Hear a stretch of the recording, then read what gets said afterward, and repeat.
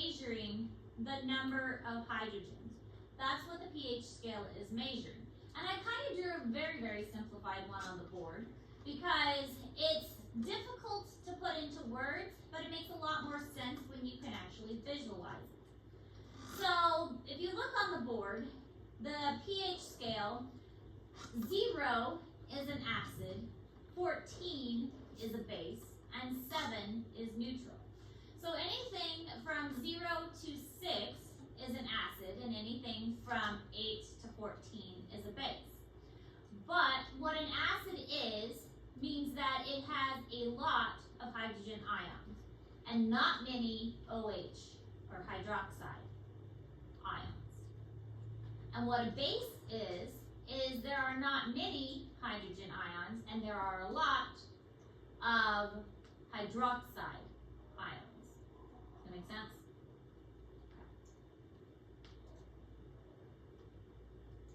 Because it's a pH scale is measuring how many hydrogens are present.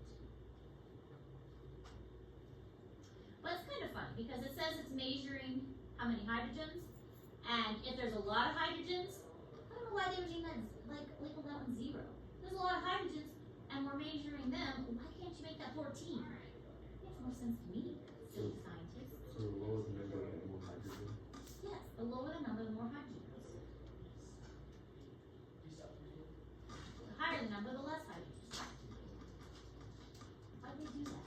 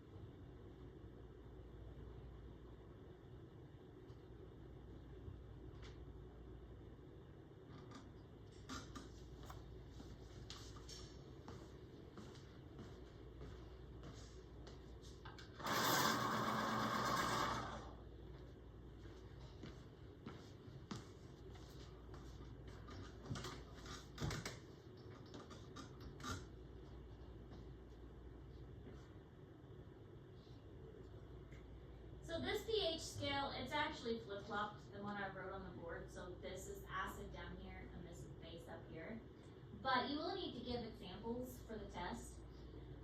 Something that's neutral would be like milk or water or blood. Those are all around the neutral mark.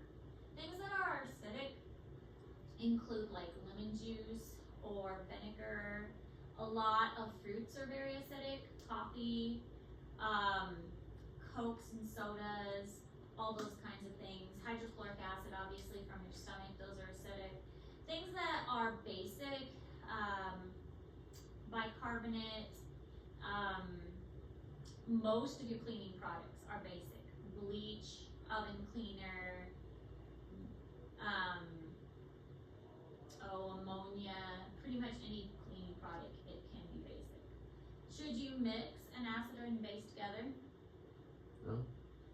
No, not a good idea. Because what happens when you mix an acid and a base together? You get angry. Well, they get angry. They don't really like to be mixed together. Have you mixed baking soda and vinegar together before? Many times. Yep. And it makes a nice, cool, bubbly explosion. Because when an acid and a base get mixed together, they create that explosion effect where it gets all bubbly and it shoots up high. And that's because they react that way. They are so extreme from each other, they create that explosive effect. It's good for cleaning though.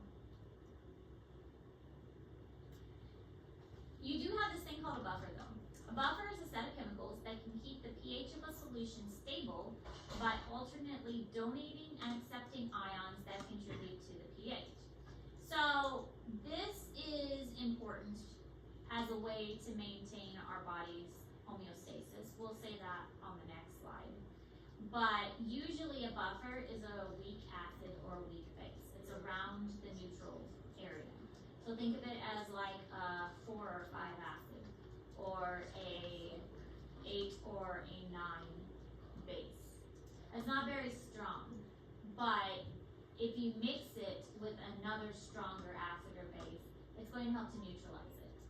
And the point of that is it makes it so that it is more toward the 7 scale, so that it isn't causing a lot of trouble.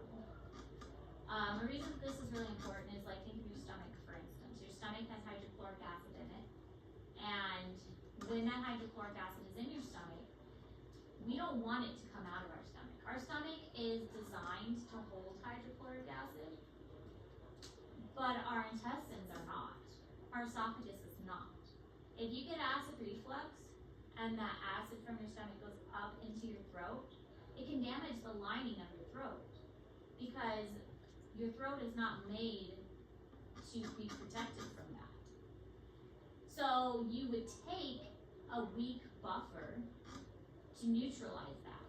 Or if your stomach is releasing that acid into your small intestines, the first part of your small intestines is called the duodenum. So you release that that strong acid into the first part of the duodenum, and you have to have some buffers to neutralize that.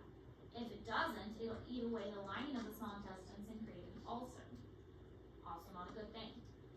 So the pancreas and the liver and the gallbladder, they all release enzymes and other buffers to help neutralize that hydrochloric acid that's coming from the stomach, so that our digestive tract does not get eaten away by that acid. Buffers are important.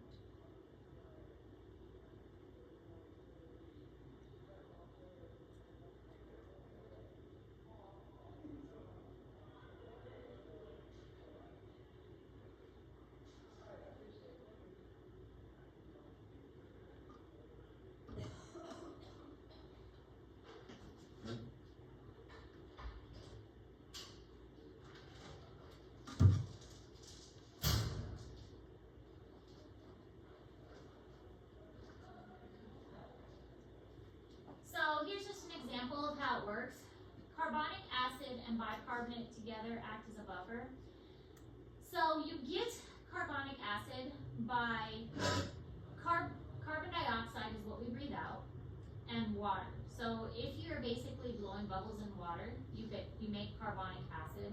So if you blow bubbles in water, you get carbonic acid. So here's our carbonic acid, if we take this down here, and you break down that carbonic acid, and you have carbonic acid plus some hydrogen to make a stronger acid, and then you take that stronger acid, you can eventually add some bicarbonate to that to make it more balanced. So it's kind of a process, but you can neutralize some of that hydrogen ions, which makes it more acidic, with a bicarbonate, which is a base, to make it more neutralized. Now, most biological molecules can function properly only within a narrow range of pH. This is that homeostasis idea. Your enzymes in your body don't like it if they get too acidic or too basic. They like it within a certain range. Most organisms that live in the environment, single-cell bacteria, they only like a certain range. Most organisms on the coral reef, they only like seawater within a certain pH range. If the pH of the seawater gets too acidic or too basic, they're not going to survive. It's all about homeostasis. And so buffers are incredibly important in nature in general in order to maintain that specific balance. If that balance gets upset, then those organisms aren't going to be able to survive, because they cannot tolerate pHs that change too much.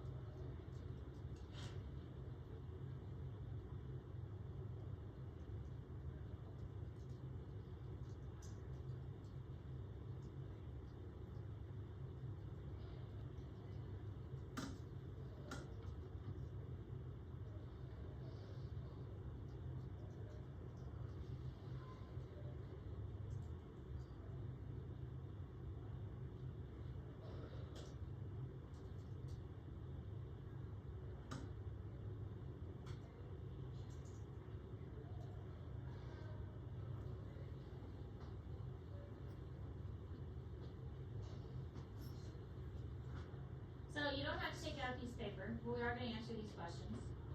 Some pain relievers are advertised as tri-buffered. What is meant by this statement, and do you think this is an important advantage or just a sales gimmick? Yes. Does that mean it has like 3 buffer chemicals in it? Yeah, so it has like 3 buffering chemicals. Do you think that's important or do you think it is a sales gimmick? Or other pain relievers. Maybe they somehow upset the pH balance of your stomach, so could be an added advantage that could focus other people. That's true. I mean, it could be, if it works, then having it, like if somebody's got a very sensitive stomach, then it could be helpful to have that in your stomach and in your digestive tract. So sometimes pain medicine can be severe on a person's stomach, especially if it's a strong pain medicine. So having a buffered pain medicine might be helpful in your stomach. It's a really good way to think of it. Any other thoughts?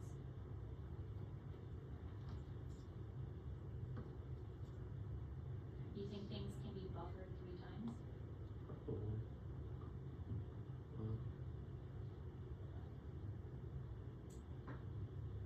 If a buffer is a weak acid or a weak base, there's 2 ways it can be buffered. The weak acid or weak base, is there a third way? I suppose not.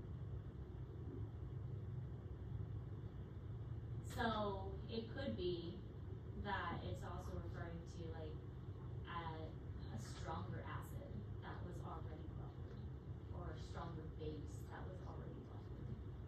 So it could be referring to that. So it's also something like they might just need to be more specific. So in this case, I don't think that they're giving us enough information, and they need to be more specific and give us more information. Alright, next question. Television commercials portray the acid stomach as needing immediate Rolaids. Is the stomach normally acidic? Yeah. What do you think? I believe so. Is it acidic all the time?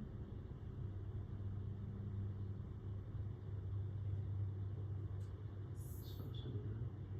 So, most of the time, so Rolaids are an antacid, and they are going to neutralize the stomach if the acid gets too severe. But do you take antacids before a meal or after a meal? Usually. You guys don't take antacids. Because you're young and healthy and not old like us. Most people, if they take an antacid, they take it after a meal. Because normally, your stomach doesn't produce acid until after you eat. So there's usually not a lot of acid in your stomach until you eat. And then your stomach produces the acid. Because your stomach doesn't need acid in there until you're eating something. So if you don't, that's also why they tell you not to eat before surgery, because they make sure your stomach is empty. Your stomach isn't going to produce acid unless you give it something to produce the acid for. So yeah, you'll take a Rolaid after you eat because it will neutralize that acid, but only if there's something already in there for it. So that was kind of a trick question. Alright, that's all the notes for this unit. This unit, but there will be more. You have a study guide in Google Classroom to help you prepare for your test, which will be on Tuesday. You have a water lab and an element presentation. The element practice is already done, so you can ignore that middle one. You guys have already turned in the element practice, so you can ignore that. But the water lab and the element presentation, those are both due on Friday. So we will have a work day tomorrow to focus on both of those. And presentations on Friday. Questions? You need help with anything, let me know. That's what I'm here for. I'm here to help. Also be annoying sometimes. Also be loud. Consider that. Do you want me to present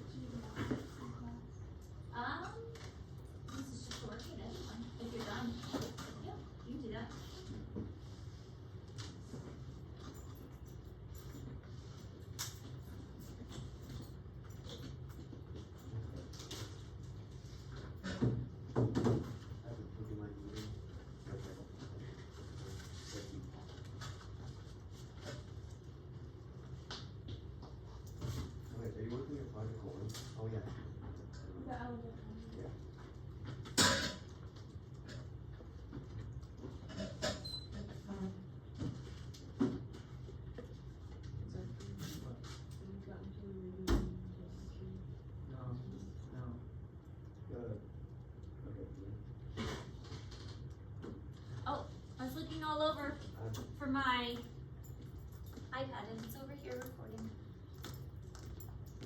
But at least it reminds me to stop it. And,